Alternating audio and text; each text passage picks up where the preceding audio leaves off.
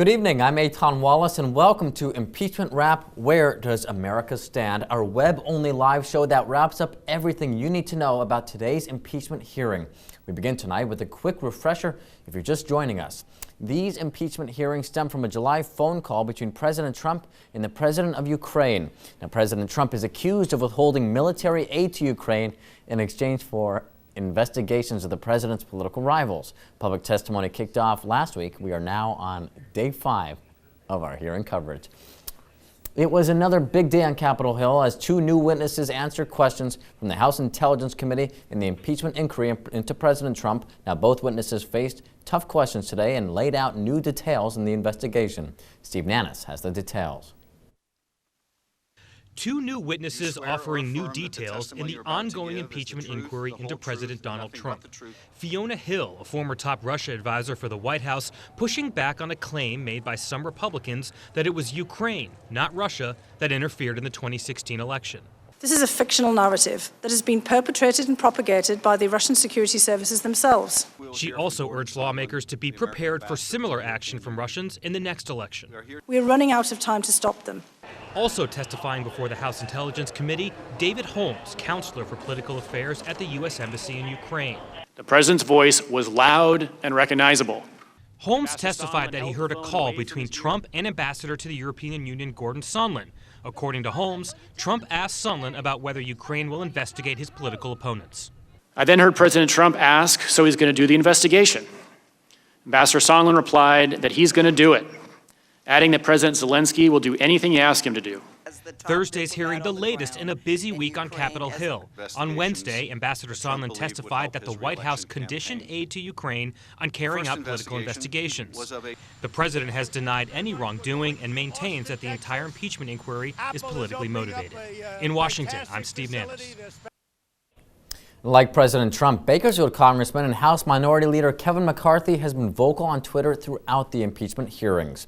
Today, he held a press conference in which he referred to the hearings as a, quote, political hit job on President Trump. McCarthy added the hearings lacked due process, arguing Republicans were not able to call their own witnesses. Democrats might not be focused on facts, but Republicans will continue to double down on the truth and expose those for what it is. A political hit job on the president. Chairman Schiff is playing by his rules and won't provide the president a fair process. Again, we have not had a witness that we requested outside of those that Adam Schiff has gone through his audition. We do not have a process where the president's own attorney could have a cross-examination. We do not have due process. And again, despite all the advantage to Adam Schiff, he still cannot come up with a reason to impeach the president. Congressman McCarthy also tweeted this afternoon, quote, first they screamed quid pro quo, then extortion, and when that fell flat, bribery became their new rallying cry. Chairman Adam Schiff and the Democrats are taking their cues from political polls, not the facts. And speaking of Democrats, Congressman T.J. Cox did not weigh in specifically on today's hearings, but in a statement last week to 17 News, he said, quote, we need to get all the facts, and that he was looking forward to learning more from the upcoming hearings. On a quick side note, Congressman Cox will be in the district tomorrow, and we will get his reaction. Now, also on the Democratic side of the aisle, House Speaker Nancy Pelosi says the evidence is clear President Trump used his office for personal gain. The Speaker outlined what she sees as a series of violations by Mr. Trump revealed by the hearings, and she repeated that he's free to submit his own testimony under oath. And when we see a violation of the Constitution, we have no choice but to act. And the evidence is clear that the president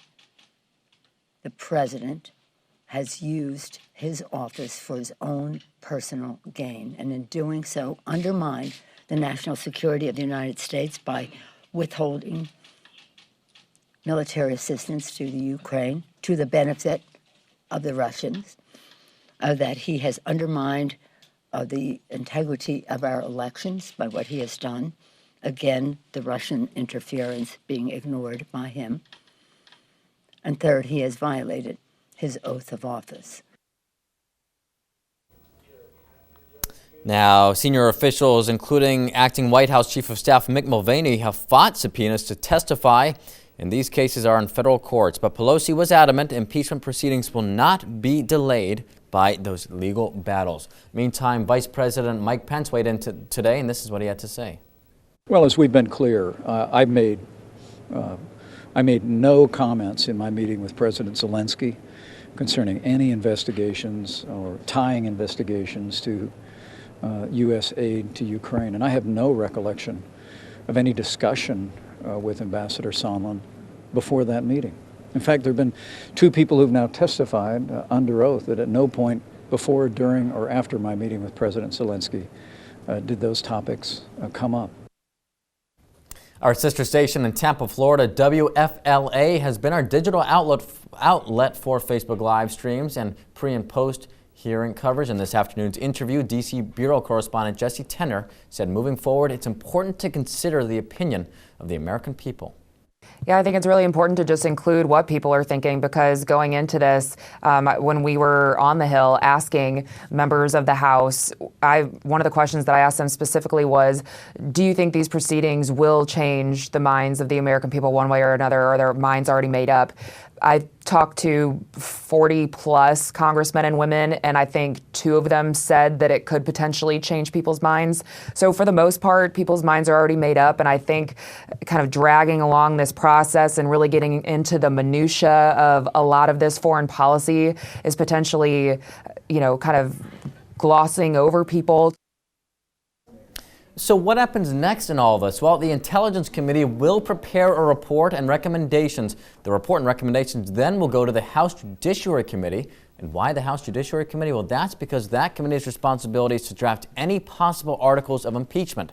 Now, the Judiciary Committee will review the report from the Intelligence Committee as well as input from other panels that have conducted investigations into the Trump administration. Members of the committee will then determine what evidence could back up articles of impeachment, and that committee could hold hearings and has its own procedures for the impeachment inquiry, which give the president and his counsel the opportunity to attend any hearings, respond to any evidence presented, and question any potential witnesses.